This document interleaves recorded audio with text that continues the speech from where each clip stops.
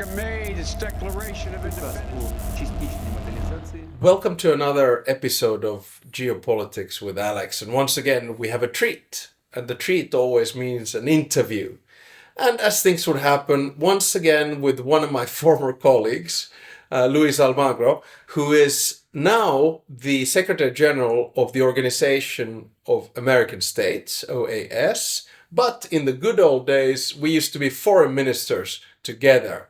He was the foreign minister of Uruguay and I was the foreign minister of Finland. And today our episode is going to be about learning a little bit about what the Organization of American States does and getting a little bit of a sense of what the view on the war in Ukraine is on that front. So warmly welcome, Luis. Really nice to see you. Very nice to see you again. Good. So tell us a little bit about the organization that you work for and with since, I think, 2015, 2016. Yeah, 2015, 26th of May. The Organization of American States is the oldest multilateral organization in the world. Oh. We are there since 1889, the first Pan American Conference. And then that developed into the Pan American Union and then into the Organization of American States. We have been in that building since 1910, so it has been quite a while. The most beautiful building in Washington, and of course the cornerstone of this organization has been peace. And if you go to the whole of the Americas, the four corners of the whole of the Americas say the word Pax, and if you see, we have been sort of successful in that. Because after so many years, and if you take a look how the maps have changed all around the world, not only Europe, but in Asia and Africa, the map in Latin America practically has not changed. And plus we have added the Caribbean countries, CARICOM member states. So that is mainly the organization. Now we are based in 4 pillars, a part of the pillar of peace, and we work on democracy, human rights, security, and development.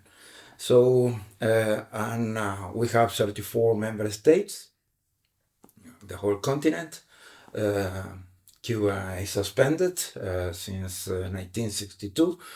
And we try to be a community of democracies, respecting human rights, and we are with a lot of challenges. Now we have structural problems in the continent. Some of them related to inequality, a lot of them related to inequality that affects practically the 4 pillars. Violence has been quite a problem in the past decades. We are a continent with 8% of the world population, and we count for 38% of the violent death in the world without a conflict, an armed conflict.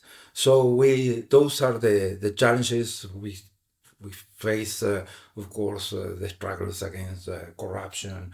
We try to build a better citizenship. Of course, we have the new challenges like artificial intelligence and how that may affect governance and democracy and security.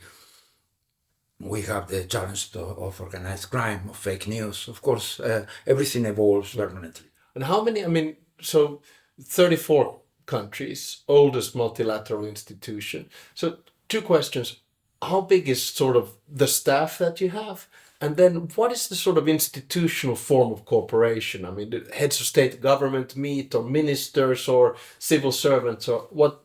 Yeah, we have a permanent political body that is the General Secretariat, plus, of course, the multilateral political body that meets regularly at the organization, that is the Permanent Council. We have a General Assembly that we meet once a year. We are the Secretary of the Summit of the Americas, and we are the Secretary, and we head the joint group of the Summit of the Americas. So we have a lot of multilateral responsibilities within the region. and of course in interaction with the rest of the world. And how about sort of the level of integration of this grouping? Because of course we talk a lot about regional integration. I always look at things from the perspective of the European Union. Someone might look from the African Union or ASEAN. But you have NAFTA, there's Mercosur, and where do you? Those are integration process and agreements. What we are is a multilateral organization. It's a completely different kind of body. And in that sense, we address mainly, it's the biggest political forum, the most important political forum of the hemisphere. We deal with practically every single crisis, and if you have seen around, you've seen from Venezuela to Nicaragua, Haiti, we are permanently engaged in the political agenda in the region, and the biggest asset is that we are multilateral and plural body. I mean, we have a very pluralistic discussions within the organization. We have there whatever you can find. I mean, from the extreme left to the extreme right, and everything that is in between, populist or whatever kind. But that is make it very rich, and I think those processes that have gone through just like-minded processes, they have disappeared at a certain time. Because, of course, the new government's alternation then make them irrelevant or make them completely switch to another direction. We have had this pluralistic discussion since the creation of the organization. We have had high and lows, of course. For example, in the 70s, a lot of the Southern Cone dictatorships were represented there. But also at the same time, the organization was the one that, and I have to recognize former Secretary General FILA, key factor in sending the Inter-American Human Rights Commission to visit Argentina during the dictatorships, and that brought a completely new approach of what was happening there. So we have permanent challenges, we have a crisis all the time, but the organization is flexible enough to adapt to this and to keep delivering solutions and to keep discussing. And I remember, with our time in office, and I was, watching you close up and dealing with a few of the crisis issues, and always very calm and things. But I can just imagine with 34, diverse countries from the Americas, you get confronted with a lot of interesting situations. But let me tackle the big one that we're all grappling with, especially now here in Europe. That's the war in Ukraine. And, I've been trying to, drive the narrative that the rest of the world is not looking at the war with a similar perspective that we do in Europe. We're, of course, very emotional about it because it's here in Europe. But the reactions have been diverse. So how have you dealt with the conversations on Russia's attack on Ukraine in your organization? Yes, the organization responded immediately, practically less than a month later after the invasion. We had a declaration, then we had a resolution condemning the attack of a declaration of Russia to Ukraine. And later on, we suspended Russia as a permanent observer of the organization. So we took necessary measures. We have had discussed the issue, probably will be discussed in the next General Assembly. In the past General Assembly, we have the intervention of President Zelensky, direct, of course, connected to member states that we were gathering in Lima. So we have engaged in condemning. No one wants the aggressions in our continent, and aggressions cannot be accepted. And war to try to gain some soil, some land, it is not a valid method. So we have to always be very clear about that. And do you find the conversations difficult? Because, of course, I think also in the UN, I think most countries of the organization voted to condemn Russia. But then there's, of course, that element of, I guess, neutrality or non-alliance that we hear. I don't want to pinpoint to anyone, but you mentioned left and right. So in Brazil, you had Bolsonaro from the right and Lula from the left, and both pretty much the same narrative on Ukraine. How do you deal with these kinds of situations?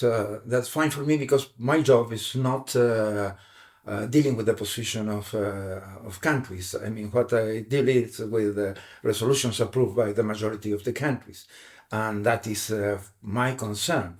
So the biggest issue is that we have discussed the issue and that there were, as I said, pluralistic positions related to what was happening or what is happening in Ukraine. And I have to respect one position and the other. And of course, to follow the resolutions that are approved. Yeah. It sounds a little bit like the High Representative of the European Union trying to bring in all the foreign ministers and diverging views, and never an easy job. Where do you see, the organization, say 5 or 10 years from now? One of my big theses is that we might be moving towards multiple orders. Of course, overarching alliances, but multiple regional orders. And of course, the OAS is one of those. Yes, it's a political body. Yes, it's about peace. So how do you see the strengthening of the organization in the coming years? Yes, I think the main challenges that we are facing are related to those subjects I presented before, that inequality, poverty, we are always, we need 2 more steps to somehow reach development or to reach a better level of development. We need to address the issue of organized crime, drug trafficking, violence. We need to permanently work on democracy, to have better citizens, to have better institutions, to fight in a more appropriate way against corruption.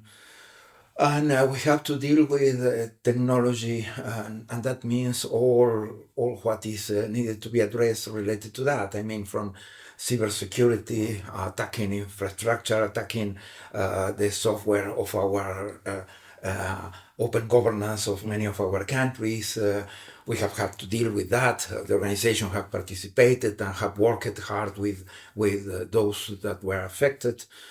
Also, there is more and more electronic voting, so that means, of course, that we have to shape up for the occasion, and we have to keep track on the developments related to that.